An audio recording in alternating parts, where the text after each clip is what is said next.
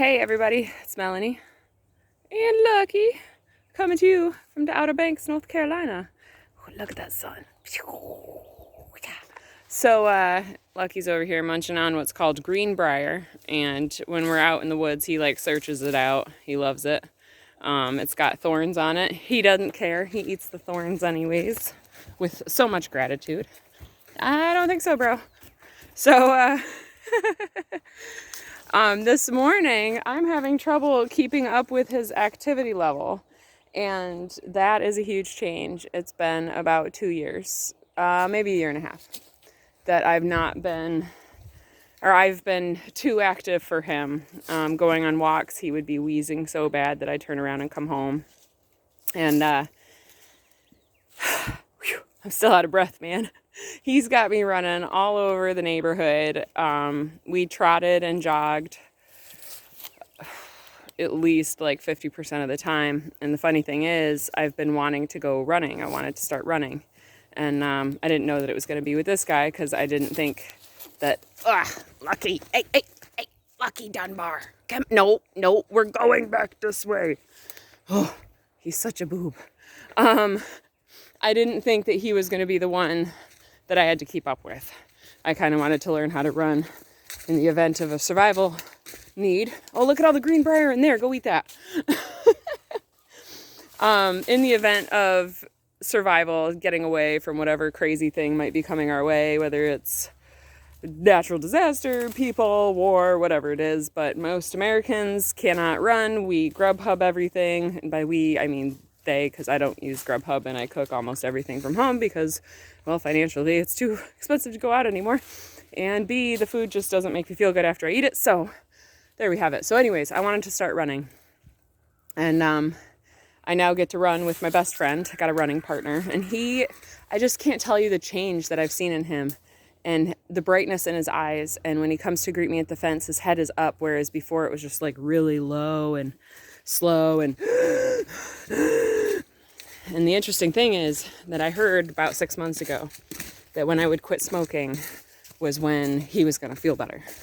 And I kept hearing it, and I kept hearing it, and I was like, God, I'm not going to quit smoking, like, ever. And God has a plan. God always has a divine plan. So fast forward to 11 or 12 days ago, when my life crumbled around me to the point that I begged for God to help me. And something that just instantly, I no longer wanted anything to do with. I was like angry at it. I turned and threw all of my stuff away. So I had like a grinder, I had a whole bag, a grinder, a thing that held like old Q-tips that I was cleaning my pipe with, and extra reefer. And I had this bag, and the moment that God was like, I'm going to help you, it was just an instant release. And I threw it in the garbage can. And there was no turning back, no interest in, I don't know, like I've been wanting to quit smoking. I found some old journals of mine buried when I was looking for a Bible of all things. My daughter said she wanted my Bible, and I had this purple Bible from forever ago, and it might be at my parents' house. And so I was digging through some old books and stuff in a drawer, and I looked through these journals, and in the journals it was like, I want to quit smoking, I want to quit smoking, I want to quit smoking. And I just kept writing it over and over again, multiple different years, all of the things. And the moment I found Jesus, I let it go with no more attachment to it. Like, it broke the chains. My mother's been a cigarette smoker since the age of 14 and could never release it. And I just assumed that that was going to be my life, and that maybe my children wouldn't have to endure what I was going through. But I realized after being saved, because I truly believe that's what it was, that I'd been numbing myself all of these years for decades, 38 years. I'd been numbing myself through either food or, in the end, it was weed. And now, after finding Jesus and after going through this experience, I feel so much peace, and I forgave everybody and everything that had hurt me. I just let it go, and I no longer needed to be numb. I no longer needed that distraction, because that's what it was. And it, poof, was out of my life just like that. And so the moment I let go of weed and accepted Jesus into my heart and accepted God into my heart, my whole world began to shift, and I didn't even realize how it was shifting. But apparently I was becoming a nicer person because I started picking out the other field where there's a horse by herself for heaves, which is the illness that Lucky suffered with. And she had to be isolated in this small little pasture. And so I started cleaning out her pasture for no reason. I was just like, it's a nice thing to do. I'm a younger person. These people are older. I have no problems cleaning out her pasture. And so I started doing that. And Lucky just got worse and worse and worse. And finally I spoke up and I was like, hey, can I put Lucky in with Navajo? Because I don't know what else to do, but he's maxed out on medicine. I'm really at this like standstill. And we had asked to divide up the pasture last year and they said no. And I just decided to ask again. And I was like, I'll clean out the pasture every day. I don't mind. But I don't know what to do. He's really struggling. And they messaged back later that day and they were like, this isn't a problem at all. We will section off a part of the pasture. He can have half of the barn so he has a run-in. We'll feed him the second cutting hay that's better. And I mean, like round bales have always not been for horses. Round bales are one of the worst hays to feed to horses because they're really susceptible to the dust and the mold that's in them. Cows, no, not so much. But horses, definitely. And so they said, we'll give him the second cutting hay. It's like really beautiful, beautiful hay I've ever experienced, actually. And I said, okay. Within one day, I was decreasing his meds by half. Today, he received 5 pills. Look at him. Look at him. He's not even breathing hard. He's losing weight because I think to comfort himself, he was like overeating, which is something that we all do. But he's losing weight. And he coughed like 5 times today, but almost like a clearing cough. And then he goes on about his life and he doesn't feel sick anymore. I'm telling you guys, I couldn't keep up with him. He is doing so well. He is so happy. And God was right. Like, I quit smoking and he got better. And I had been telling myself, Mel, he's a reflection of you. He's a reflection of your inside. And so when you're able to let go of smoking, he's going to get better with his breathing. I didn't realize that the smoking was holding me back so much behaviorally. I didn't realize that it was consuming me in a darkness. And I told somebody yesterday, I was like, yeah, bro, like I was smoking breakfast, snack, lunch, snack, dinner, snack, bedtime, super bedtime, and then go to bed. I was smoking all day, every day. I didn't realize the darkness that I had succumbed to. And by letting this go, it has lightened up my personality, it has lightened up my behaviors, it has lightened up everything. And now it's lightened up my Lucky pants. Look, he's so beautiful and he's so happy and there's no ribs showing. There's no retractions. He's still got a big potato belly. But we're working on that. We're going for a jog every day now. And so I told him, I was like, bro, I'm going to come out and do the same thing tomorrow. I might not be able to keep up as well as I did today, but the next day I'll be good. The next day it'll be better. I might not keep up the day after that, but that's okay too, because the next day it'll be better. And he said that was okay, and he was happy for what I could provide for him. So we're going to get out of the poop pile. There's like a giant composted manure pile back here. Poop back here so I don't have to pick it out of the pasture, bro. So yeah, it's been a crazy journey, a whirlwind of a journey, but I wanted to share that with you guys. Yesterday, he was so excited. My daughter tried to walk him, and he was bucking and nuts, and I took him from her, and he continued to buck. He tried to kick me multiple times because he didn't want to go back to the barn, and he was mad that I wasn't letting him eat grass.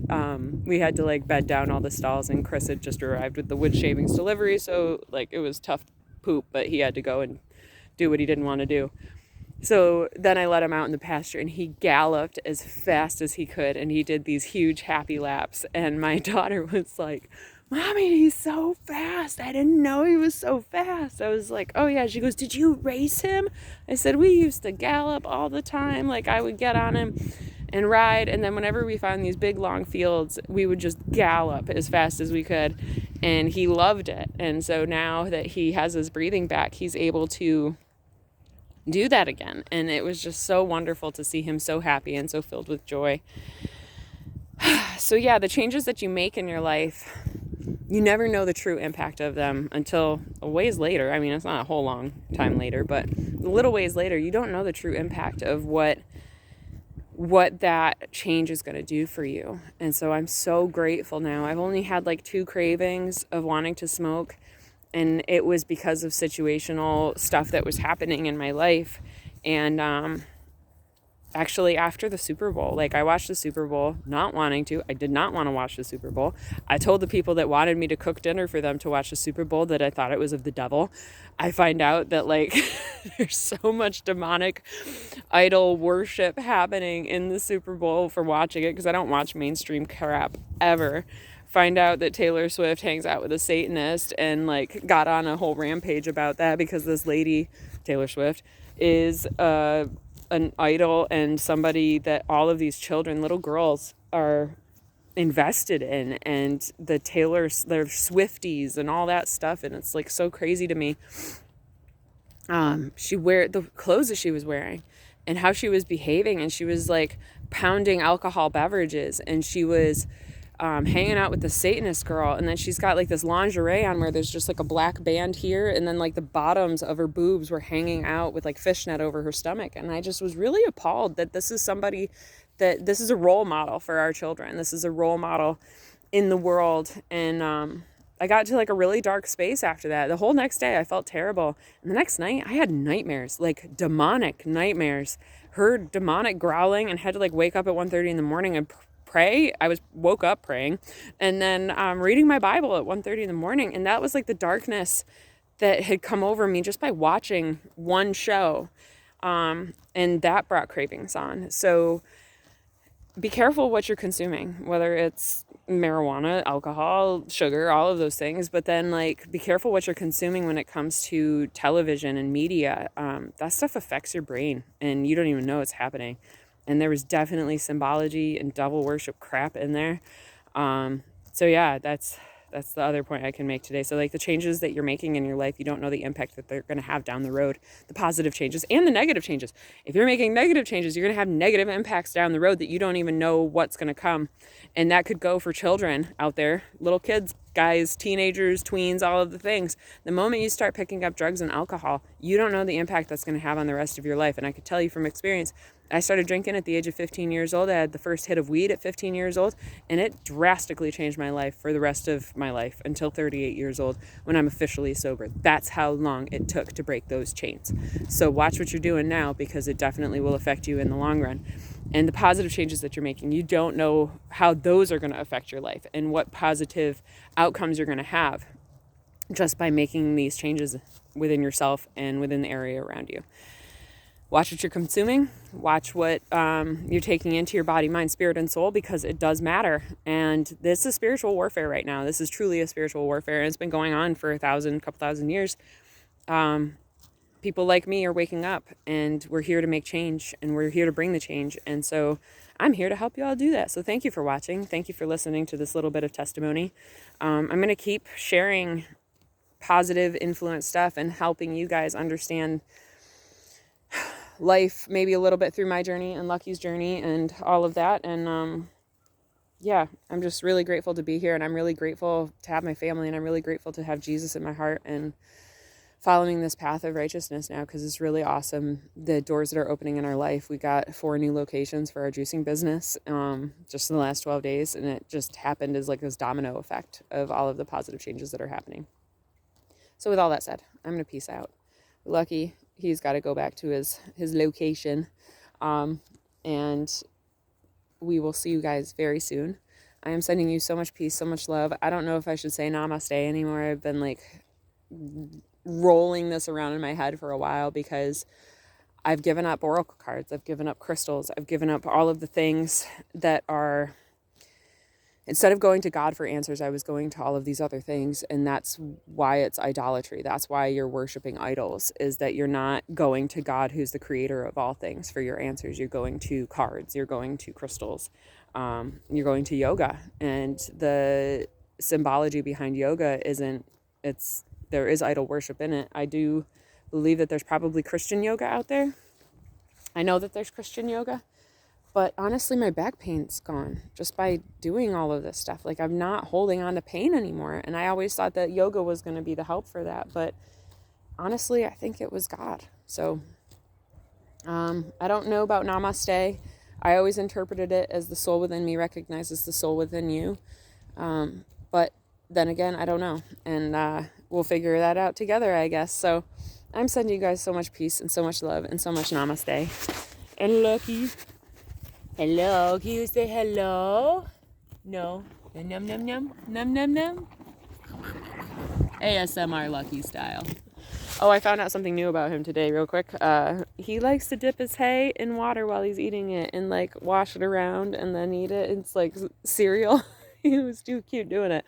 I've never seen him do that, but I never gave him the opportunity to because he would always eat and then go back in the pasture and get his drink afterwards. But I gave him a little bucket of water today while he was eating his hay and I was doing all the chores. And he was just like in the water and it was so cute. But anyways, this video is much longer than I expected it to be. So I've got to peace out, sending you all the love, sending you all the light, and God bless all of you. Adios, my friends. Peace.